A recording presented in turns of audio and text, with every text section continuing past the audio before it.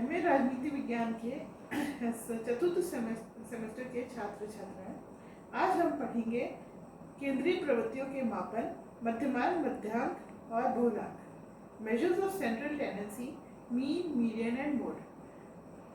Government DB girls college से मैं उज्ज्वला सिंह आज आपको इस विषय के बारे में बताऊंगी। सबसे पहले हम देखते हैं कि जब हम तथ्य एकत्र करते हैं, उनके बारे में डाटा कलेक्ट करते हैं, तो उस डाटा का हमें प्रोसेसिंग भी करना होता है। तो वहाँ आता है स्टैटिस्टिक्स, जो डाटा होते हैं और उनका किस प्रकार से हम केंद्रीय प्रवृत्तियों का मापन करते हैं। और उनमें से जो कुछ हम लोगों को जो पढ़ने हैं वो है मीन, मीडियन एंड मोड, या मध्यमान, मध्यांक और बहुलांक। तो सांख्यिकी सामग्री में से बहुत ऐसे मूल्य या माप को हम ढूंढ सकते हैं जो पूरी श्रेणी का लगभग प्रतिनिधित्व कर सकते हैं। यही मूल्य अथवा माप केंद्रीय प्रवृत्तियां कहलाती हैं। ये पूरी श्रेणी का क्या कहते हैं, प्रतिनिधित्व करते हैं। यदि हमने इनको ज्ञात कर लिया तो वहाँ पूरी श्रेणी का प्रतिनिधित्व करते हैं, अर्थात हमें पूरी श्रेणी की विशेषताओं के बारे में न्यून अधिक हमें जानकारी प्राप्त हो जाती है। उदाहरण के लिए 4 बच्चों का एक समूह में बच्चों की आयु का क्रमशः 10, 12, 9 और 13 वर्ष की है। ऊपर से देखने में इनकी आयु में भिन्नता दिखती है, लेकिन 11 एक ऐसा अंक है जो लगभग इस समूह के बच्चों की आयु का प्रतिनिधित्व करता है। कि अगर हम देख लें कि 11 वर्ष की आयु के बच्चे की जो आवश्यकताएं हैं वो लगभग इस ग्रुप के सभी बच्चों की आवश्यकताओं को कम या अधिक पूर्ण कर सकता है। इसलिए 11 जो है वह इन बच्चों का केंद्रीय अथवा मध्य प्रवृत्ति को व्यक्त करता है। संक्षेप में हम यह कह सकते हैं कि वो मूल्य जो समूह या श्रेणी की योग्यता को एक अंक में ही व्यक्त कर देते हैं वो केंद्रीय अथवा माध्य प्रवृत्ति, सेंट्रल टेंडेंसी के माप कहलाते हैं। और मुख्यतः यह 3 प्रकार के होते हैं: मध्यमान या मीन, मध्यांक, मीडियन, बहुलांक या मोड। केंद्रीय प्रवृत्ति की इन 3 मापों में केवल समय और शुद्धता का ही अंतर है। मध्यमान मीन सर्वाधिक शुद्ध मान है और इसकी गणना में समय अधिक लगता है। मध्यमान की अपेक्षा मध्यांक यानी कि मीडियन कम शुद्ध है और इसकी गणना में समय भी कम लगता है। बहुलांक यानी कि मोड मध्यमान और मध्यांक की अपेक्षा कम शुद्ध मान है, किंतु इसकी गणना में मध्यमान और मध्यांक की अपेक्षा और कम समय लगता है। तो आज हम पढ़ेंगे केंद्रीय प्रवृत्ति के मापों के महत्व को, और फिर हम जानेंगे कि मान जो मध्यमान है उसको हम किस प्रकार से कलर कर सकते हैं, कैलकुलेशन कर सकते हैं। तो ये क्यों महत्वपूर्ण है? केंद्रीय प्रवृत्तियों के मापों का बहुत ज्यादा महत्व है। इनका प्रयोग आंकड़ों के विश्लेषण करने में होता है। समाज विज्ञान में अनुसंधानों में इनका खास महत्व है। H.E. गैरेट ने केंद्रीय प्रवृत्ति के मापों का निम्नलिखित महत्व बताया है। पहला, केंद्रीय प्रवृत्ति के माप समूह प्राप्तांकों का प्रतिनिधित्व करते हैं। केंद्रीय प्रवृत्ति मापों की सहायता से संपूर्ण वर्ग के गुणों का संक्षेप में प्रदर्शित ये कर सकते हैं। केंद्रीय प्रवृत्ति के मापों की सहायता से 2 या 2 से अधिक समूहों की तुलना सरलता से की जा सकती है। इन मापों की सहायता से प्रदत्तों का विश्लेषण किया जाता है। यह विश्लेषण उच्च सांख्यिकी विधियों के उपयोग में सहायक होता है। उच्च सांख्यिकी विश्लेषण जैसे कि प्रामाणिक विचलन, स्टैंडर्ड डेविएशन तथा सहसंबंध, कोरिलेशन आदि ज्ञात करने में केंद्रीय प्रवृत्ति के मापों की आवश्यकता में पड़ती है। और इनकी कुछ सीमाएं भी हैं, जैसे केंद्रीय प्रवृत्ति के मापों की सहायता से सामूहिक गुण, सामूहिक विशेषता और सामूहिक कार्य आदि तो समझे जा सकते हैं, लेकिन इन मापों की सहायता से व्यक्तिगत गुण, व्यक्तिगत विशेषता या व्यक्तिगत कार्यों पर प्रकाश नहीं डाला जा सकता। केंद्रीय प्रवृत्ति के भिन्न भिन्न मापों में भिन्न भिन्न परिणाम प्राप्त होते हैं, तो इसमें इसकी विश्वसनीयता पर भी प्रश्न चिन्ह लग जाता है। केंद्रीय प्रवृत्ति का माप समूह का उस समय प्रतिनिधित्व नहीं करते हैं जब सामूहिक विशेषताओं, कार्यों या गुणों में अंतर होता है। तो आज हम पढ़ेंगे और हम कैलकुलेशन देखेंगे किसका, मध्यमान का। मध्यमान को समांतर माध्य या अंकगणितीय माध्य या अरिथमेटिक एवरेज भी कहते हैं। अंकगणितीय माध्य वस्तुतः माध्यों में सबसे सरल और सबसे उत्तम माना जाता है। सामान्यतः इसको हम औसत शब्द का भी प्रयोग इसके लिए करते हैं। मध्यमान या समांतर माध्य की कुछ परिभाषाएं हैं। घोष और चौधरी के अनुसार समांतर माध्य, जिसे समांतर माध्य या केवल मध्यांक भी कहते हैं, वह परिणाम है जो किसी चर में पदों के मूल्यों के योग को उनकी संख्या में भाग देकर प्राप्त होता है। क्रॉक्सटन और क्राउडन के अनुसार किसी श्रेणी का समांतर या अंकगणितीय माध्य उनके पद मूल्यों के योग में उनकी संख्या का भाग देकर प्राप्त किया जा सकता है। तो आज हम देखेंगे कि इसमें हम किस प्रकार से इसको कैलकुलेट करेंगे। इसकी विशेषताओं को भी हम देख लें। मध्यमान की विशेषताएं हैं। मध्यमान कुल मदों के माप के योग को पदों की संख्या से भाग देकर निकाला जाता है। मध्यमान में समस्त पद मूल्यों का उपयोग होता है। इसमें हम किसी भी पद को छोड़ते नहीं हैं। मध्यमान तथा पदों की संख्या ज्ञात हो तो दोनों का गुणा करने पर समस्त पद मूल्यों का योग ज्ञात किया जा सकता है। यदि पदों की संख्या 10 है और मध्यमान अगर 50 है तो उसका जो कुल होगा, कुल पदों का जो मान होगा वो कितना होगा, 5।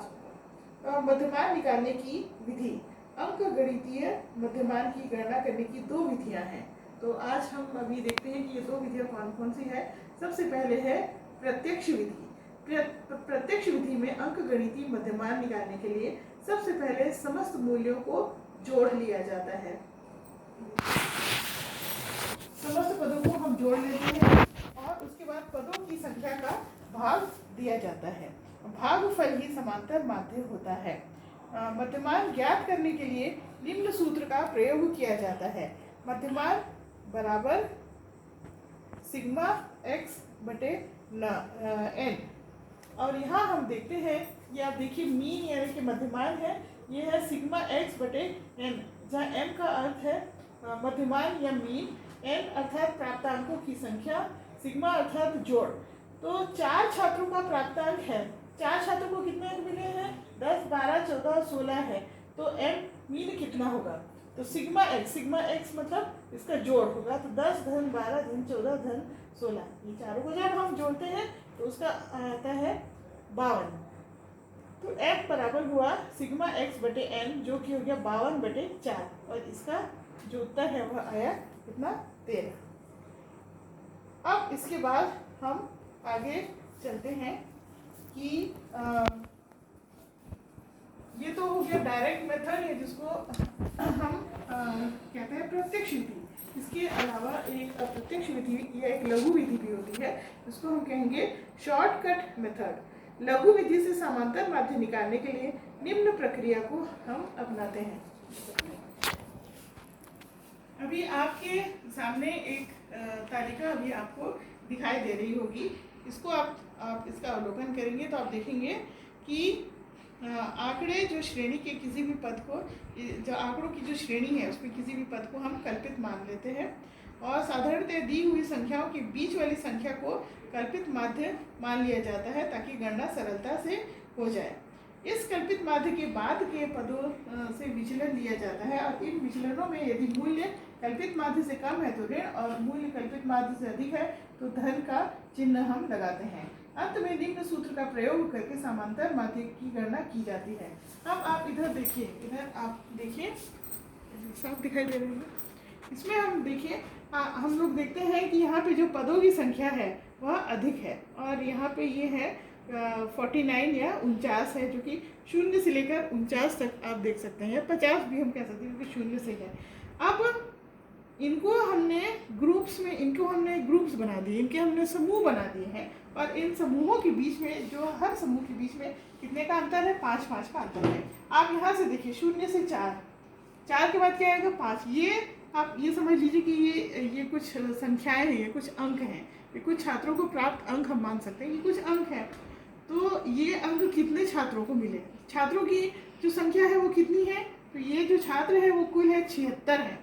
कितने हैं? 76 छात्र हैं, और उनको जो अंक जो प्राप्त हुए हैं वो 0 से लेकर 49 तक हैं। अब सबसे पहले आप यहाँ देखिए 0 से लेकर 4, 0 से लेकर 4 अंक पाने वाले जो छात्र, हम लोगों ने इनके 10 समूह बना दिए। सारे अंकों को हमने क्या किया? 10 समूहों में हमने बांट दिया है। तो ये समूह किस प्रकार से हमने बनाया? 0 से 4 के बाद क्या आता है? 5, मतलब जिसको 0 से लेकर 4 अंक मिले हैं वो इस समूह में आएंगे। तो ऐसे छात्रों की संख्या 0 है। उसके बाद आता है 5 से लेकर 9 अंक प्राप्त। किसी स्टूडेंट को, एक स्टूडेंट को मान लीजिए 5 मिला, एक को 8 मिला, तो कितने हुए? 2। तो 5 से 9 के बीच वाले जो हैं वो कितने? 2 छात्र हुए। 9 के बाद क्या आएगा? 10। 10 से लेकर 14, ऐसे 11 छात्र हैं। किसी को दो स्टूडेंट्स को 10 मिले, किसी को 11, 3 को 12। तो इस प्रकार से इस समूह में आने वाले छात्रों की संख्या है 11। उसके बाद वो छात्र जिनको 15 से 19 के बीच में अंक मिले हैं, किसी को 15, किसी को 16, किसी को 17, किसी को 18, किसी को 19, ऐसे छात्रों की संख्या जो है वो है 26। 15 से 19, उसके बाद 20 से 24, 25 से 29, 30 से 34, 35 से 39, 40 से 44 और 45 से 49। आपने देखा यहाँ से अगर हम ऊपर की ओर बढ़े तो इसमें 5-5 का हर वर्ग में अंतराल कितना है? 5 का अंतराल है। ठीक है, अब ये हो गया CI। अब यहाँ आप देखिए सूत्र क्या है? M यानी कि मीन या माध्यमान। इसका ये होता है AM मतलब हमने एक जो माध्य है उसकी हमने कल्पना कर ली, अज्यूम कर लिया, तो हमारे कल्पित माध्य है। AM हो गया कल्पित माध्य, प्लस या माइनस, और फिर ये होगा सिग्मा यानी कि टोटल, F यानी फ्रीक्वेंसी, मतलब ये आवृत्ति है, कितनी बार रिपीट हुआ है। मतलब 40 से 44 के बीच में जो अंक है, मतलब जो स्टूडेंट्स कितने हैं? तो 2 हैं। 35 से 49 के बीच में 39 के बीच में कितने हैं? तो 3 हैं। तो ये सारी क्या है? इनकी आवृत्ति है या फ्रीक्वेंसी कहलाती है। तो हम फ्रीक्वेंसी जो है उसको हम गुणा करते हैं x डैश या जिसको हम d भी बोलते हैं। अब ये क्या है? अब आप एक बार और इधर नज़र डालिए। अब ये जो पूरे अंक हैं, हमने कहाँ से कहाँ तक के लिए 0 से लेकर 49 तक के अंक है। 1 2 3 4 5 6 7 8 9 10 ऐसे ग्रुप्स हो गए। तो अब हम एक कल्पना करते हैं कि हमने इसमें से 20 से 24 जैसे हमने लिया, 20 से 24 मतलब 20, 21, 22, 23, 24। अब यहाँ पे 22 जो है वो बीचों बीच इसके आता है, तो हम मान लेते हैं कि 22 एक हमारा माना हुआ या कल्पित माध्य है। हमने मान लिया कि 22 है, ठीक है, तो वो हमारा कल्पित माध्य होगा। ये आप याद रखना, 22 हमारा कल्पित माध्य है। तो अब हम यहाँ आगे बढ़ते हैं कि ये 22 को हमने कर दिया 0, देख रहे हैं आप। अब ये जो ग्रुप है ना, हर इंटरवल मतलब ये 5-5 के इंटरवल में है, ये कितना हो गया? यहाँ पे आप देखिए, इसको हम लोग -1, -2, -3, +3, +4, +5 हो रहा है। क्यों? क्योंकि इसका जो है इसका जैसे बीच का हो गया 22, इसका बीच का क्या होगा? फिर 23, 24 ऐसे, मतलब ये बढ़ते जाएंगे। तो यहाँ हर इंटरवल जैसे बढ़ रहा है तो हम यहाँ पे 1 2 3 4 5 कर दिए। उसी प्रकार से नीचे जो ये इंटरवल है वो 1 2 3 4 इस प्रकार से ये उनसे एक एक कम होंगे। अब यहाँ पे हम इनसे गुणा करेंगे तो ये कितना होगा? 5 एकम 5 हुआ है ना, 4 दूनी 8, 3 8 9। क्योंकि ये उनसे बड़े हैं, क्योंकि ये हमारे 22 से बड़े हैं, है ना। ये जो ये वाला इंटरवल है हमने इस वाले इंटरवल को लिया है। देखिए 20 से 24, इतना आप याद रखो कि जो 20 से जो 24 है इसको हमने कल्पित माध्य माना है। तो ये जो बाकी है ये सब इससे बड़े हैं, ये से 1 बड़ा, ये से 2 बड़ा, ये से 3 बड़ा, 4 बड़ा, ये 5 बड़ा। तो अब हम इनको गुणा करेंगे किससे? इस संख्या से कि इसमें कितने इसके पद हैं, इसकी फ्रीक्वेंसी आवृत्ति कितनी है। तो इस प्रकार से आप देखो ये गुणा होते जा रहे हैं। 3 3 9, 6 दूनी 12, 8 एकम 8, और ये 17 है तो ये 0 ही रहेगा। उसके बाद फिर हम देखते हैं कि ये जो पद है वो उससे छोटे हैं, तो इसलिए ये माइनस में है। तो 26 एकम 26 हो गया, 11 दूनी 22, 2 दिया 6, 0 से हम किसी को भी गुणा करेंगे तो उसका 0 ही रहेगा। अब जब हमने पूरी धन संख्याओं को गिनते हैं, इसको टोटल करते हैं, तो इसका मान आता है 42। इधर हम सारी ऋण की संख्याओं को जब जोड़ते हैं तो उसका आता है ऋण और 54 -54 आता है। तो जब हम इसका टोटल करते हैं, जब इन दोनों को हम जोड़ते हैं तो इसका कितना आता है? 44, और इसमें से हमें 54 को घटाना है तो ये हो गया -12 आ गया। अब हम यहाँ पे सूत्र को लगाते हैं। सूत्र क्या हुआ? माध्य कितना होगा? जो हमारा अनुमानित माध्य है प्लस माइनस, अब ये टोटल fx, तो ये टोटल यानी कि सिग्मा fx ये कितना हुआ? कितना निकाले हम? -12 निकाले बटे n कितना है? टोटल संख्या कितनी थी? 76 है, तो -12/76 कर दिया। और 22 क्या है? 22 जो हमने अपना माना था माध्य, और यहाँ हम गुणा करें आई से, आई मतलब इंटरवल, इंटरवल मतलब इनके बीच में कितने कितने का इंटरवल है, तो यहाँ 5-5 का है, हर शंकु के बीच में 5-5 का है। तो ये हो गया क्लास इंटरवल, हर क्लास के बीच में जो इंटरवल है वो 5 का है, तो ये हम 5 से इसको गुणा कर रहे हैं। अब आप देखिए ये कितना आया, 22 में से माइनस हो रहा है 12 पंचे 60, 60/76, ये कितना हुआ 0.79, 22 में से 0.79 घटाना है तो कितना आएगा 21.12। ये हो गया हमारा वास्तविक माध्य। तो इस प्रकार से ये एक शॉर्टकट मेथड है जिससे हम माध्य का कलन कर सकते हैं। तो आज के लिए इतना ही, और फिर अगली कक्षा में हम मध्यिका एवं बहुलक के बारे में